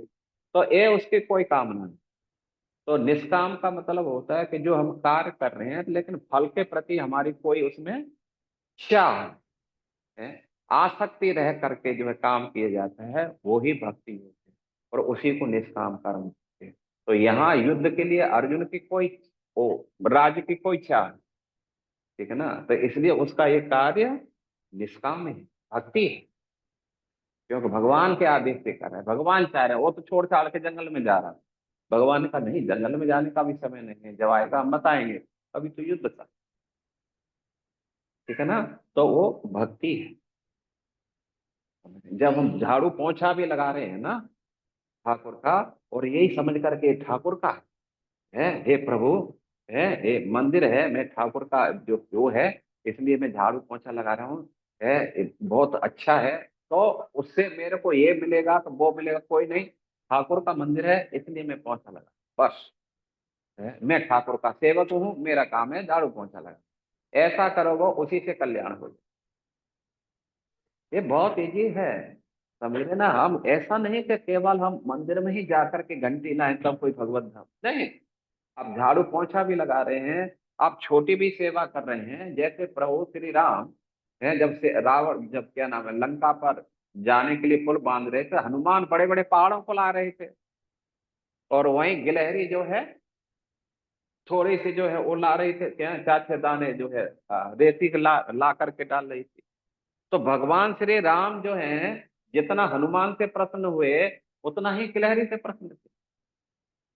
इसलिए उन्होंने हनुमान जी को बुला, क्योंकि हनुमान जी ने डांट मारा ना गिलहरी को, है कि 4 दाने लेके आ रही है, इससे क्या होगा, तू पैर पे ना आ जाएगी, तेरा जुम्मन निकल जाएगा, है भाग यहाँ से। तो प्रभु श्री राम ने बुलाया हनुमान जी को और गिलहरी को बुलाए। तो भगवान ने कहा कि देखो हनुमान, मैं आपकी सेवा से खूब प्रसन्न, लेकिन जितना आपकी सेवा से प्रसन्न हूं, मैं गिलहरी की सेवा से भी उतना प्रसन्न हूं। क्योंकि जितना तुम ताकत लगा रहे हो, गिलहरी भी पूरी ताकत लगा रही है। इसलिए जहां नंबर वाली बात है, 100 नंबर हनुमान को मिलेंगे, तो गिलहरी को भी 99 नहीं मिलेंगे, 100 ही मिलेंगे। तो इसलिए हम एक, चूंकि भगवान से कनेक्ट कोई भी सेवा है, यदि आप कर रहे हैं, कुकिंग कर रहे हैं, माला बना रहे हैं, ड्रेसिंग कर रहे हैं, प्रचार कर रहे हैं, सब कर रहे हैं, ये सब भगवान की है। यदि आप प्रेम से निस्वार्थ भाव से करते हैं तो ये ही आपको भगवत धाम लेके चली जाएंगी। समझ रहे ना। हाँ पक्का। तो और कोई प्रश्न है।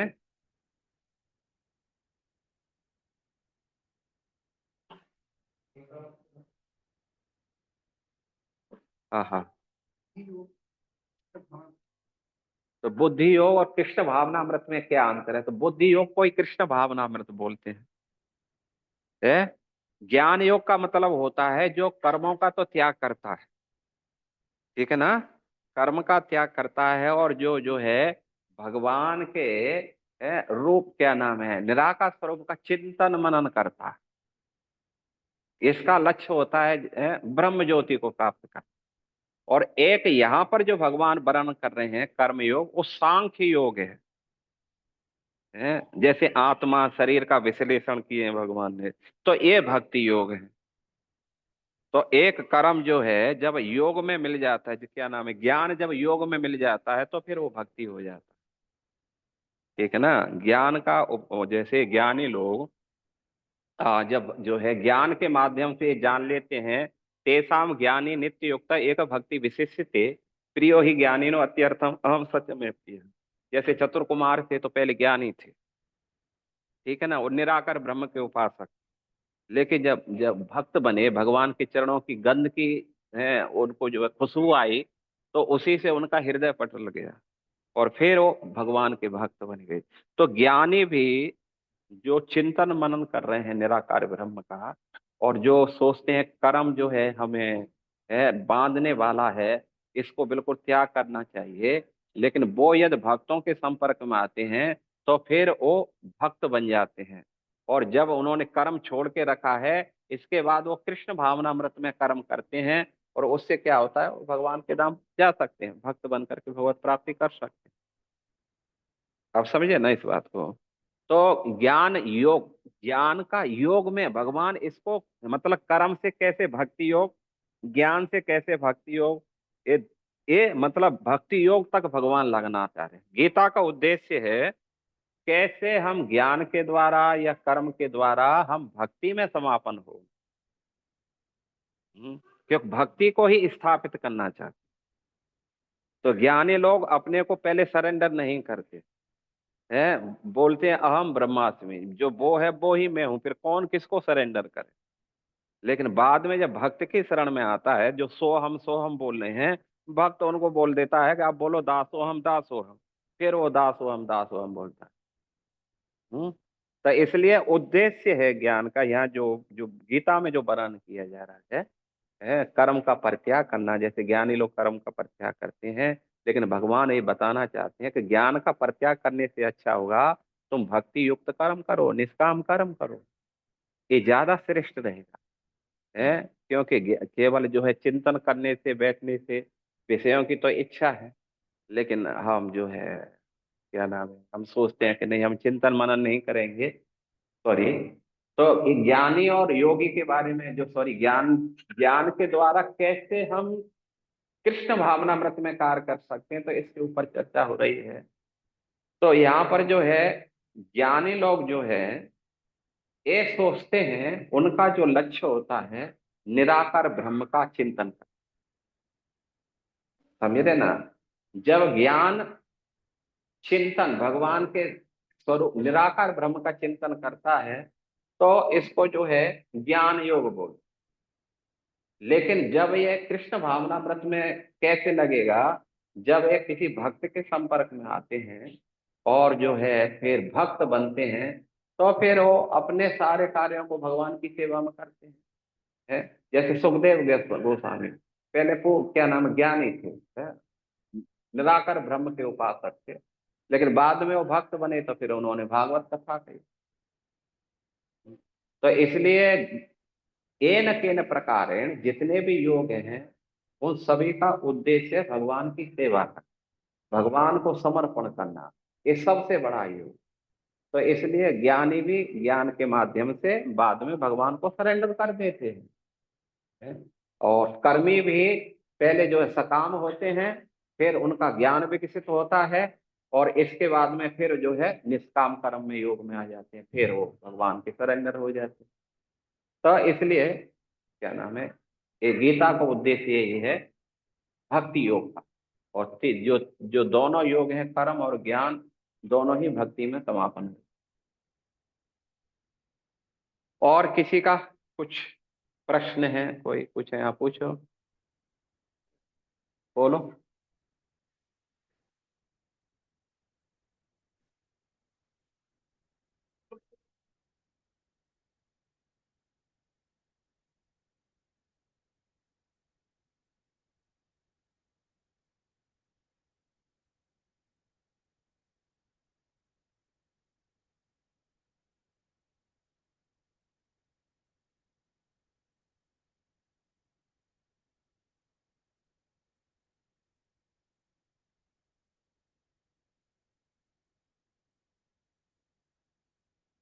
मैं समझा नहीं क्या बोले। के लिए आपने बताया हाँ मन जो है हाँ और बुद्धि से सबसे आत्मा परे है, हाँ तो आत्मा समझते हुए हाँ ऐसे करने को रोके उसको, लेकिन बोले जब आती है तो वहाँ हम अपने को आत्मा को उसमें नहीं देख पाते हैं, और कामनाओं कैसे रोके। इसलिए काम कृष्ण अर्पणम है, क्या बोलते हैं, यदि हम, काम कोई खराब वस्तु नहीं है देखा जाए तो, है, तो काम जो है भगवान ने कहा है, धर्म अवरुद्ध भूतेषु कामोऽस्मि भरतर्षभ। जो धर्म का विरोध नहीं करता वो मैं काम, ठीक है ना? लेकिन अति करना भोगों की, वो खतरनाक है। आप संतान प्राप्ति के लिए भगवत भगवत भक्त प्राप्त हो, बच्चे प्राप्त हो, तो उसके लिए बच्चे आप पैदा कर सकते हैं, लेकिन केवल एंजॉयमेंट के लिए आप जो है विषयों को भोग कर रहे हैं, ये आपके लिए खतरनाक,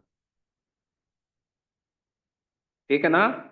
और वैसे भी जो है देखा जाए तो आत्मा के लिए काम की जरूरत नहीं है। जब आत्मा जो है जान करके भाई मैं तो कृष्ण का अंश हूं, ठीक है ना, और मेरा वास्तव में संबंध तो कृष्ण से है,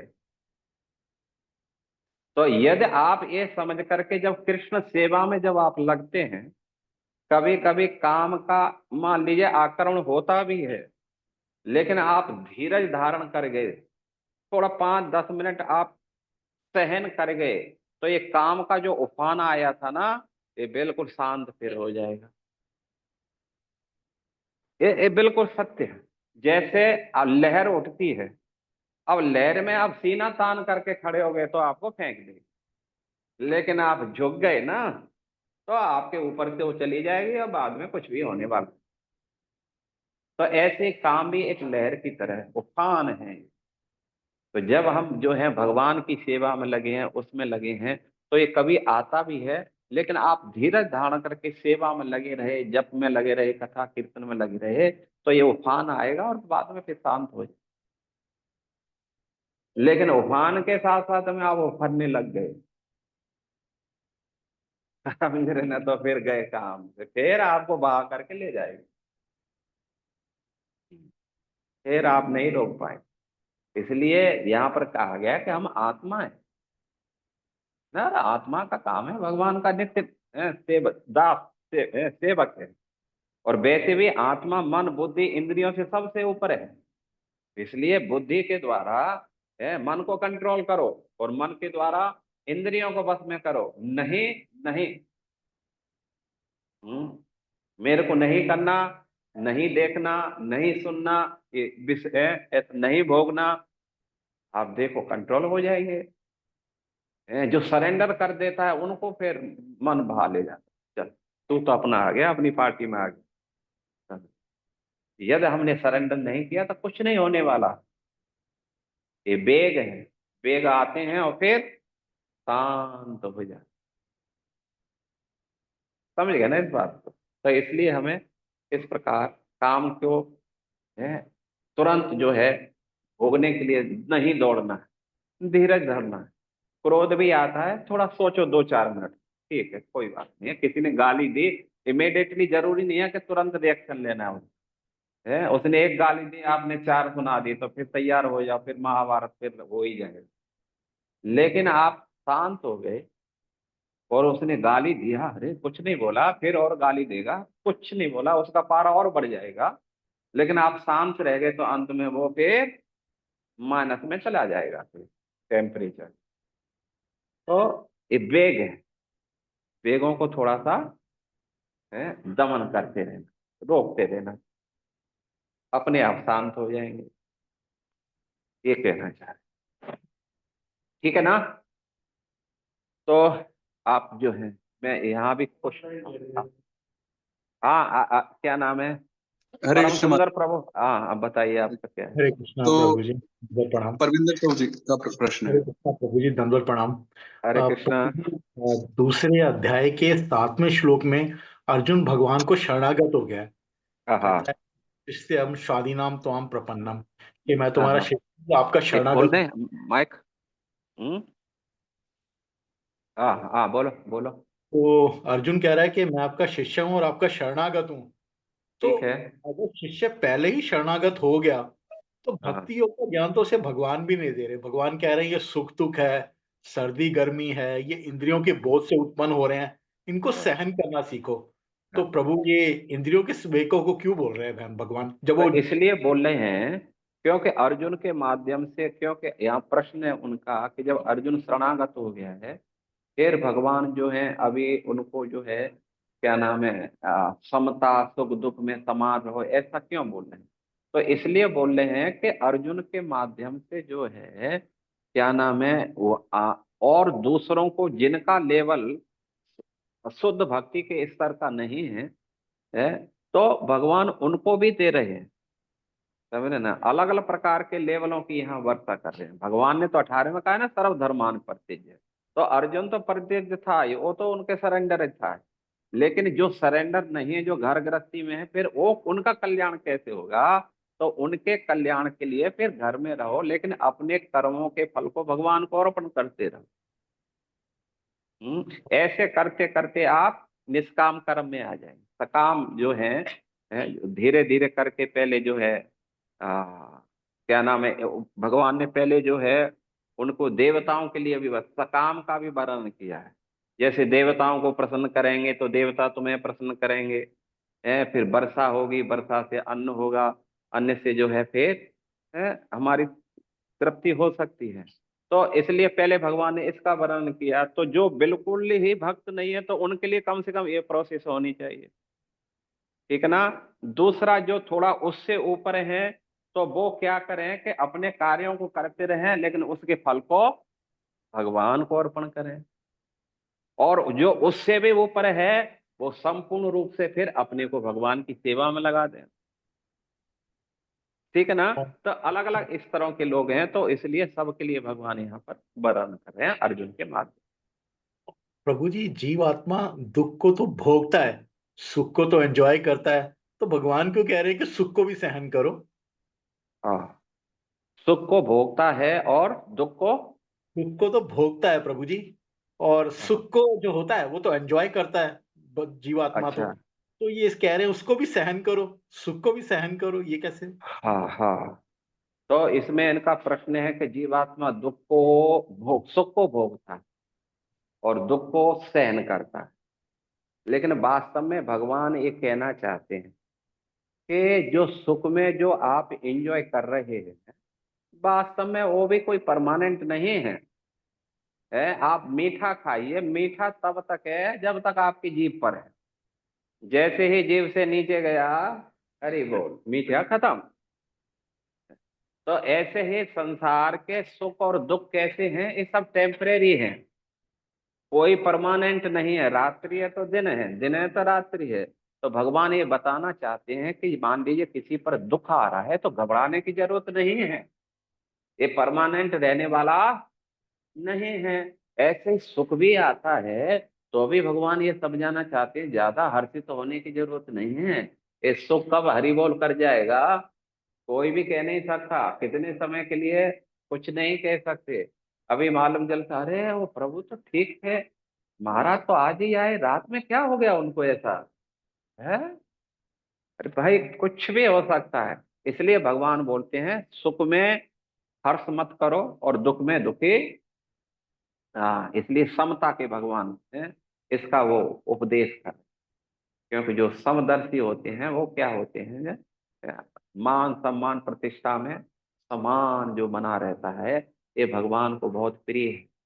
क्योंकि हमारा उद्देश्य सुख और दुख प्राप्त करना नहीं है, हमारा उद्देश्य भगवान की सेवा करना है। और भगवान की सेवा, मान लीजिए कोई दुख आ रहा है उसको सहन कर लो, और सुख आ रहा है तो उसको भी ज्यादा प्रकट मत करो, क्योंकि ये जानो देखो कि भाई ये सुख भी ज्यादा टिकने वाला नहीं है संसार के सुख। तो इसलिए सेवाओं में लगेगा। किसी ने कुछ बोल दिया कोई प्रॉब्लम नहीं है, वो आज अच्छा बुरा बोला है, कल आपको हो सकता है गले लगाए, माला डाले आपके। तो इसलिए ज्यादा टेंशन लेने की जरूरत नहीं है, टेंशन लो भगवान के भजन के लिए, ये भगवान कहना चाहते हैं। ठीक है ना।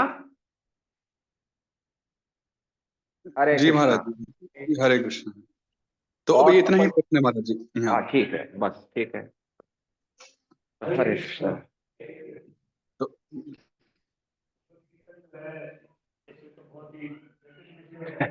दर्शन है, दर्शन सुनने में जो है बड़ा मुश्किल होता है।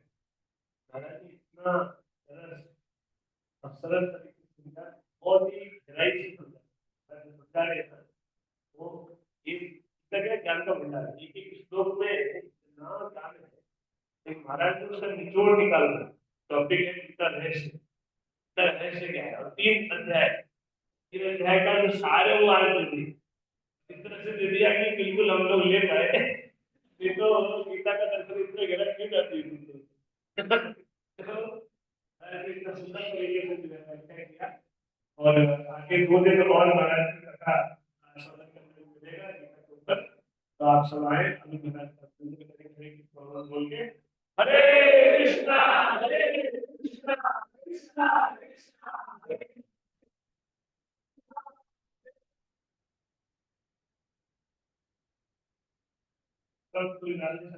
महाराज की। तो आप लोगों के साथ साथ में हम भी जो है सीखने का ही प्रयास कर रहे हैं, ठीक है ना। तो इसलिए हमें भी जो है ये पहली बार बोलने का अवसर मिला, और हमने इसलिए इसको स्वीकार किया। हालांकि मेरी इच्छा नहीं थी कि मैं बोलूं गीता पे ज्यादा, लेकिन इसलिए मैंने स्वीकार किया कि इस बहाने से मैं पढ़ लूंगा। ये बात सत्य है। तो इसलिए आप लोग जो हैं कल भी थोड़ा सा कम हो, थोड़ा सा चलेगा, लेकिन ऐसा नहीं है कि कोई नहीं आ रहा। ठीक है ना, बहुत अच्छा चीज है। यदि एक बार इसको समझ गए ना, एक बार दो बार सुनने से समझ में आएगा, इमीडिएटली नहीं आएगा, लेकिन सुनते रहेंगे, 100% गारंटी है आपका जीवन चमत्कृत हो जाएगा भगवत गीता को समझ में। तो इसलिए थोड़ा धीरज धारण करके आते रहो, और हम भी प्रयास करते रहेंगे, नो प्रॉब्लम। हरे कृष्णा। तेल प्रभुपाद की, ग्रंथराज श्रीमद् भगवत गीता की, निताई गौर सीतानाथ प्रेमानंदे। हरे कृष्ण।